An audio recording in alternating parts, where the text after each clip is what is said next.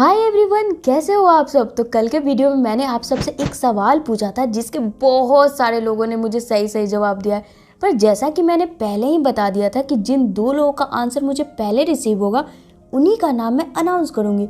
तो जो दो लोगों का नाम मैंने पिक किया है वो है Rocky Singh and tiger gaming.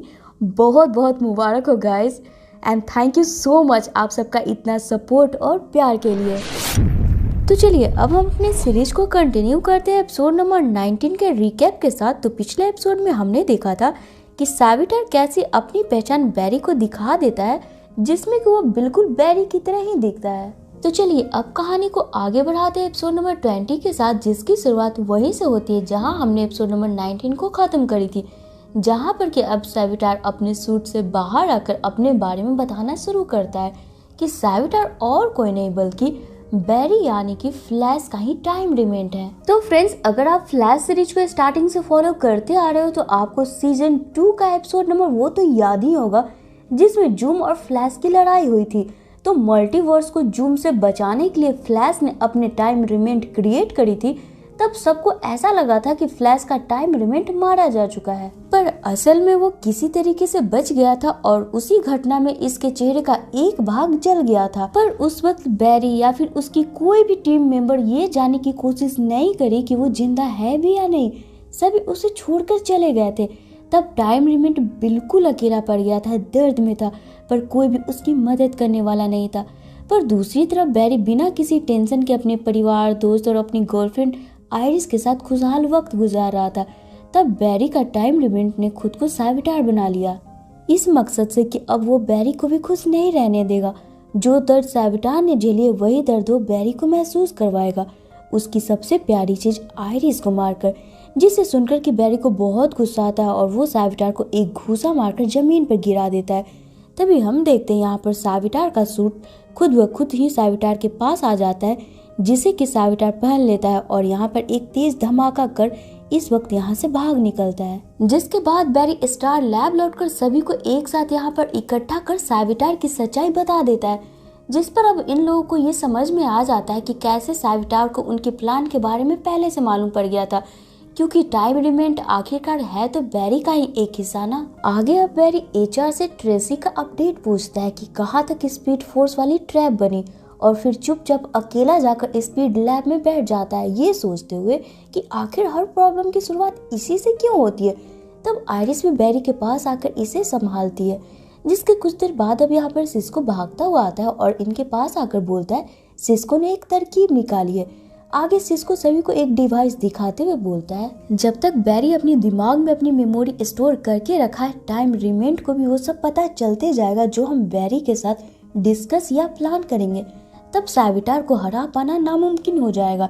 इसलिए सिस्को और जूलियन ने मिलकर एक डिवाइस बनाई है जिसके इस्तेमाल से बैरी की थोड़ी सी मेमोरी को मिटा सकते हैं जब ये लोग सैविटर के खिलाफ कोई प्लान बनाएंगे, ताकि सैविटर को इनके प्लान के बारे में पता ना चल पाए, जिसके लिए बैरी भी अब तैयार हो जाता है। तब यहाँ पर सिस्को ये डिवाइस बैरी के सिर पे लगाकर इसकी स्विच ऑन करता है, जहाँ पर कुछ गलती होने के कारण अब हम देखते हैं बैरी अपनी पूरी याददाश्त ही खो बैठता है, जिसका नतीजा अब ये होता है कि बैरी अब यहाँ किसी को भी पहचानने से मना कर देता है। तब आयरिस बैरी को कन्विंस करते हुए पुरानी तस्वीर दिखाते हुए बताती है कि ये लोग इसके दोस्त है और इसे घबराने की कोई जरूरत नहीं है। तो ये अब हम सिस्को को देखते हैं जो कि एक गेंद फेंक कर ये चेक करता है कि बैरी को उसकी पावर के बारे में कुछ याद है भी या नहीं। तो वो देखता है कि बैरी यहाँ फ्लैश है ये तक भी भूल चुका है।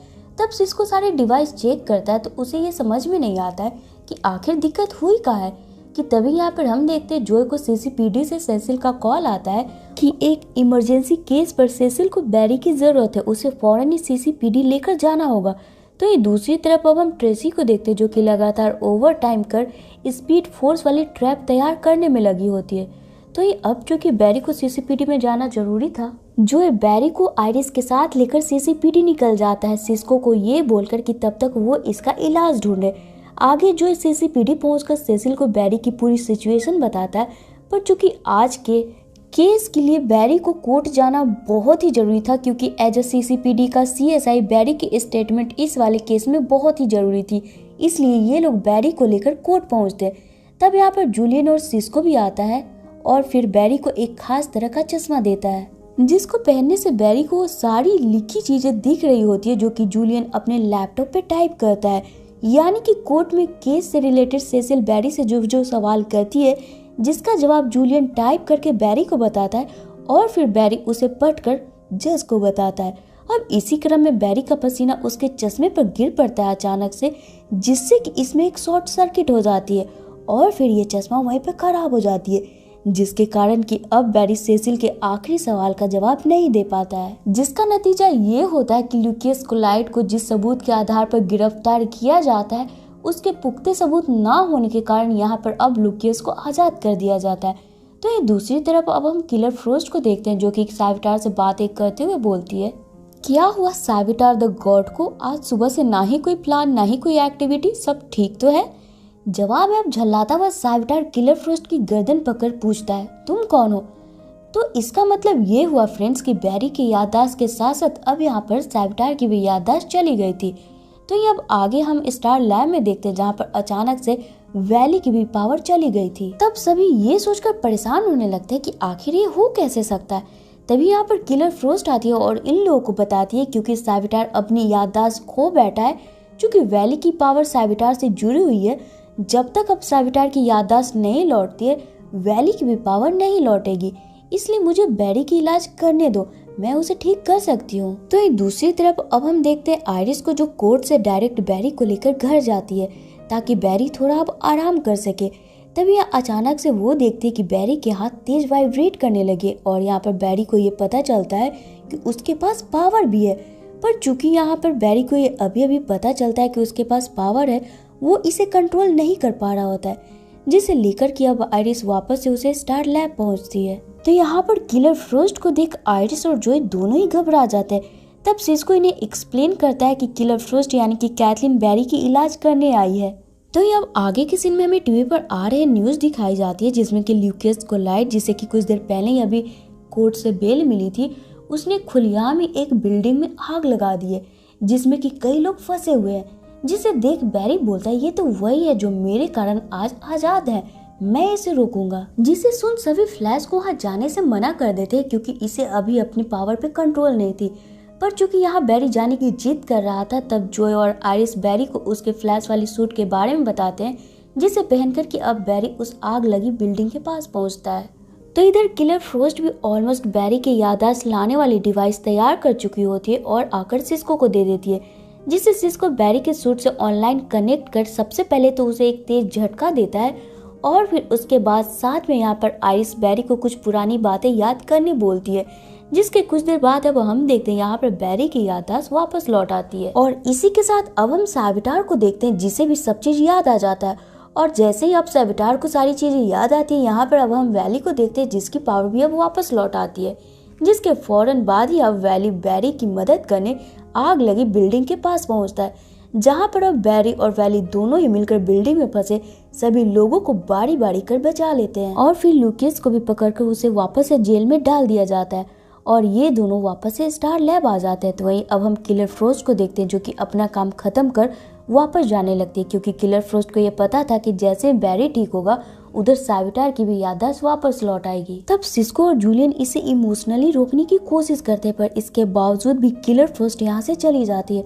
तो वहीं अब एपिसोड के आखिर में हम ट्रेसी ब्रांड को देखते हैं जो कि फाइनली इतनी मेहनत के बाद स्पीड फोर्स बाजूक यानी कि ट्रैप एज अ गन के रूप में तैयार कर इन लोगों को बताती है कि ऑलमोस्ट ये गन पूरी तरीके से रेडी है, बस हमें इसे एक्टिवेट करने के लिए बहुत ही तेज एनर्जी की जरूरत पड़ेगी। और इसी के साथ ये एपिसोड यहीं पे खत्म हो जाती है। तो फ्रेंड्स, ये था फ्लैश सीजन 3 का थर्ड लास्ट एपिसोड, यानी कि अब मात्र 2 एपिसोड के बाद फ्लैश सीजन 3 भी खत्म हो जाएगी, जिसके बाद मैं स्टार्ट करने जा रही हूँ लीजेंड ऑफ टुमारो। क्योंकि अब जो फ्लैश सीजन 4 की स्टोरी है ना, उसे समझने के लिए अब आपको डीसी की बाकी सीरीज भी देखनी पड़ेगी ताकि चीजें आपको अच्छी तरीके से समझ आ जाए। अब चूंकि मैं फ्लैश सीजन 3 को ऑलमोस्ट खत्म कर ही चुकी हूँ, एरो की भी एपिसोड वापस से हमारे चैनल पे कंटिन्यू होने वाली है। और साथ ही में मैंने आपको ये ऑलरेडी अनाउंस कर ही दिया है कि कुछ ही दिनों बाद हमारे सेकेंड चैनल पर सुपर गर्ल सीरीज भी स्टार्ट होने वाली है। अब फ्लैश सीजन 3 खत्म कर मैं 2 दिन बाद इसी के वक्त पर लीजेंड्स ऑफ टुमारो स्टार्ट करने वाली हूँ। एंड डोंट वरी, जैसे ही सभी सीरीज के स्टोरी पैरेलल में आ जाएंगी मैं वापस से फ्लैश को कंटिन्यू करूँगी। So till then please support to our other series also. तो चलिए फिर मिलते हैं अपनी नेक्स्ट वीडियो में। Till then take care and bye bye.